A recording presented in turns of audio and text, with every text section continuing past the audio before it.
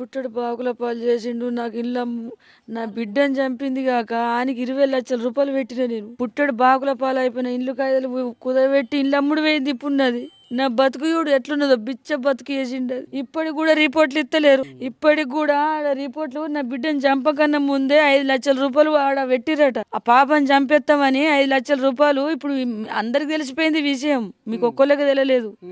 నా బిడ్డని చంపుతాని 5 లక్షల రూపాయలు ఆడ ముందే కట్టి లాయర్తోని మాట్లాడుకుంటే ఈ చట్టం ఎటు పోతుంది? చట్టం ఎటు పోతుంది చెప్పు?